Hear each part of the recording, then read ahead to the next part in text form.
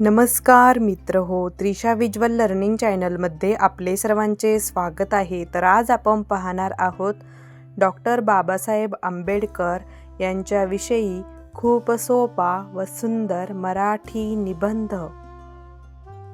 भारताच्या इतिहासात अनेक महान व्यक्ती होऊन गेल्या, पण समाजातील दुर्बल घटकांसाठी आयुष्यभर लढा देणारे महान नेते म्हणजे डॉक्टर भीमराव रामजी आंबेडकर होते. त्यांना आपण प्रेमाने बाबासाहेब म्हणून ओळखतो. त्यांनी समाजात समानता, न्याय आणि बंधुता प्रस्थापित करण्यासाठी खूप मोठे योगदान दिले. डॉक्टर आंबेडकर यांचा जन्म 14 एप्रिल 1891 रोजी मध्य प्रदेशातील महू येथे झाला. त्यांचे वडील रामजी मालोजी सकपाल हे सैन्यात अधिकारी होते. लहानपणापासूनच बाबासाहेब अत्यंत हुशार आणि जिज्ञासू होते, पण त्या काळात अस्पृश्यतेमुळे त्यांना अनेक अडचणींचा सामना करावा लागला. शाळेतही त्यांच्याशी भेदभाव केला जात होता.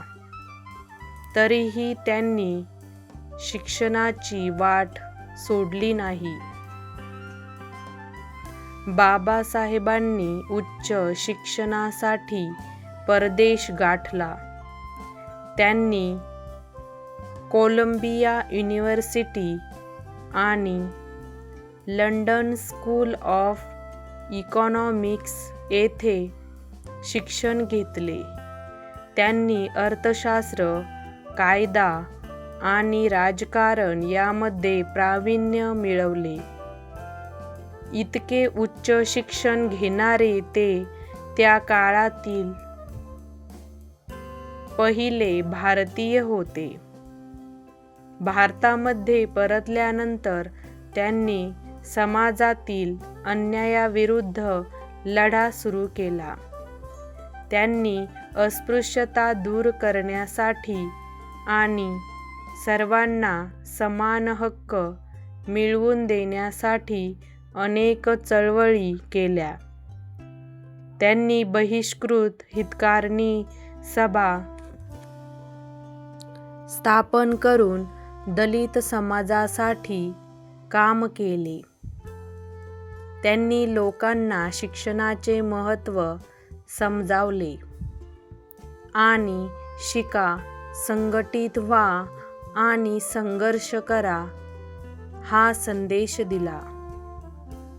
डॉक्टर आंबेडकर हे भारतीय राज्यघटनेचे शिल्पकार होते.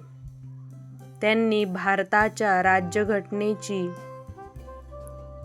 निर्मिती करताना सर्व नागरिकांना समान हक्क दिले. त्यांच्या नेतृत्वाखाली तयार झालेली भारतीय राज्यघटना ही जगातील सर्वात मोठी लोकशाही संविधान मानली जाते. त्यांनी स्त्रियांना आणि दलितांना अधिकार मिळवून देण्यासाठी महत्त्वाची भूमिका बजावली. त्यांनी 1956 साली बौद्ध धर्म स्वीकारला आणि लाखो लोकांना बौद्ध धर्माचा मार्ग दाखवला. त्यांच्या कार्यामुळे भारतात सामाजिक बदल घडवून आणला. त्यांनी आपले संपूर्ण आयुष्य समाजसेवेसाठी अर्पण केले.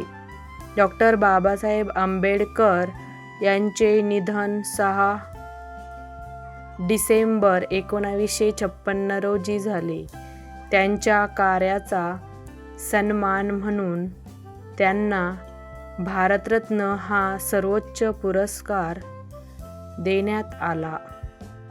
शेवटी डॉक्टर बाबासाहेब आंबेडकर हे केवळ एक महान नेता नव्हते, तर ते समाजासाठी प्रेरणादायी व्यक्तिमत्व होते. त्यांनी दिलेला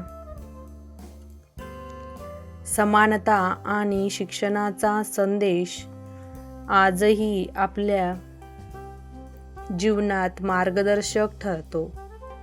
म्हणूनच प्रत्येक भारतीयाने त्यांच्या विचारांचे पालन करणे गरजेचे आहे. धन्यवाद. Please like, share and subscribe.